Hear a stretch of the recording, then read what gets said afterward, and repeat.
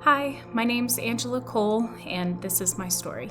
I was raised in a Christian home. I would consider my life pretty happy, pretty sheltered. It wasn't until I was 19 and I was in college. My mom called me into her bedroom one weekend whenever I was home, and she said, "Your dad's found a lump under his arm, and we've gone to the doctor and they've told us that it's cancer." And in that moment, I remember hearing a voice that told me, "This is going to be what takes your father from you."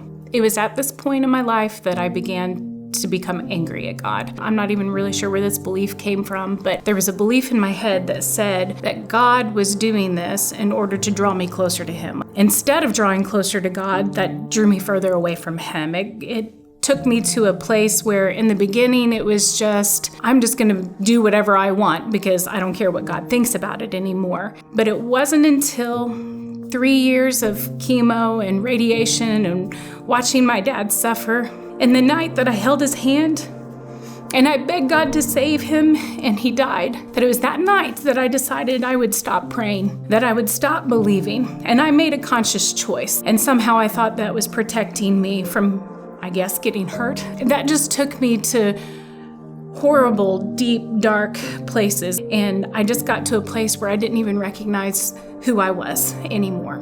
Even in the midst of that, God was doing good things in my life. He sent me my husband, and we got pregnant with our daughter. There was joy in my life, even in the midst of the way that I was feeling. But I remember standing in my living room, and I had a friend over, and she said, "Who that you are right now is not who you are. I don't know how you're going to get there, but you need to get back to where you're okay going to church." And so we had traveled and gone to a few different places, but it wasn't until we came to the roads that we really felt like this was a place where we could get connected. One Sunday morning, Chad gave an illustration at the end of his sermon. There's someone here who has suckerfish attached to their body, and it literally feels like the life is being sucked out of you.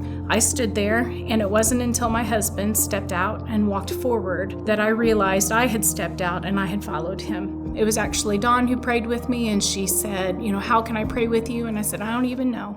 I don't even think I believe in God anymore. And the only thing I remember about Him is that I'm really mad at Him." And so she just said, "Well, then let's just start there." In that moment, I know, just like I made the choice to walk away, I made a choice to try to believe again. Just through finally surrendering myself to prayer again was huge for me. Even though I still couldn't hear Him for a while, one day, as I was praying, I heard from Him again, and it was just a precious moment for me because I didn't know if I could ever get back to that place. And that's what my hope is that for people who feel hopeless, that they're so far from God they'll never be able to find their way back, that He is standing right behind you, and He is ready just to open His arms back up to you, that He's never left you.